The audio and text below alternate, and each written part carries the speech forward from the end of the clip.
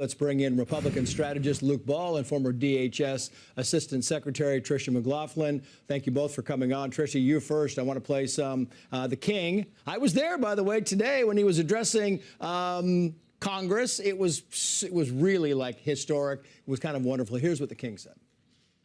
America's words carry weight and meaning, as they have since independence. On your 250th birthday, let our two countries rededicate ourselves to each other in the selfless service of our peoples and of all the peoples of the world. I was listening to that and I thought, oh, he's trying to mend some fences over this whole Iran thing and not helping out with the whole Strait of Hormuz. I think that's part of it. What do you think about this? Yeah, I think it's part of it, surely, Trace. But I also do think this is the news the American people needed and really the world needed. We've had some heavy couple of days, just 72 hours ago, an attempted assassination attack against the president. And now we see this relationship. It seems like it's being at least mended between the monarch and the president. It's very warm. Both are employing a lot of humor. You can see some admiration they both had. I also thought it was some fun news that it sounds like they might have been related, maybe distant cousins, the president and the king. So this is something I think the American people want to see more of. It was aspirational, it was warm, it was jovial. But I will say, you know, it's a shame that it takes a foreign monarch to get a standing ovation in Congress. It's a shame President Trump doesn't get that himself. He should. Although I will give you that, you know, both sides stood up often. I mean, both sides, he would say, both sides would stand up quite often. So there was kind of this unity there. The ambassador, the British ambassador to the United States said this. Well, watch it. We all share the same objective on Iran. This is a regime that has spent 40 years exporting terror. We absolutely are clear it cannot have a nuclear weapon.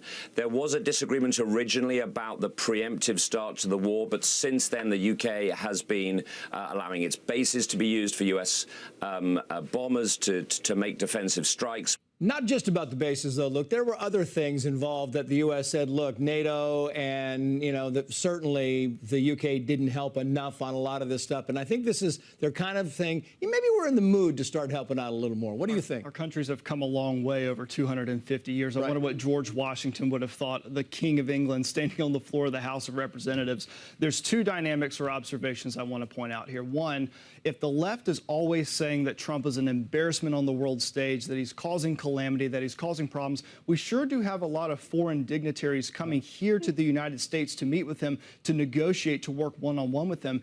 And King Charles pointed out that 250th anniversary ceremony. In my mind, the D.C. elites are revolting not against President Trump, but against the populist uprising and movement in the United States because they're no longer in charge. It's just like the American Revolution 250 years ago. Whenever we had a monarch, whenever we had tyranny and oppression and the elites were on top of the American people and the colonists here, they rose up and overthrew them. So now it kind of seems like the same thing's happening in Washington. The D.C. elites are no longer in charge. They don't like it. If it helps Trump, they don't like it. If it helps the country, they don't like it. Right now, they just don't like it.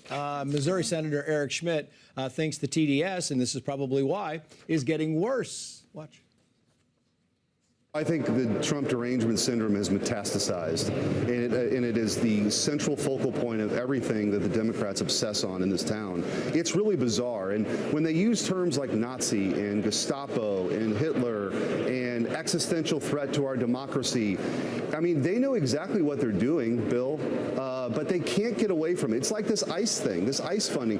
They can't, they've ginned up their base now so much that they can never vote to fund law enforcement. Which you experienced firsthand at DHS. And it's amazing to me that literally everything from the ballroom to ICE, you name it, they're against it. To the war in Iran, which so many of these politicians have been calling for the last 40-something years. But, Trace, I do think it's Trump derangement syndrome. I think the more and more the Democrats don't have a leader, the more and more they don't have a vision for themselves, you're going to see them resting on Trump derangement syndrome, try and get their message across. I think it's a big problem for the Democrat Party. They've got to get in line, and especially it's putting our politicians, our leaders, the American people in danger every step of the way. I want to play this because it's the 500th time that we have been talking about busting Democrats for grandstanding and not knowing what they're saying or doing their homework. Just play this.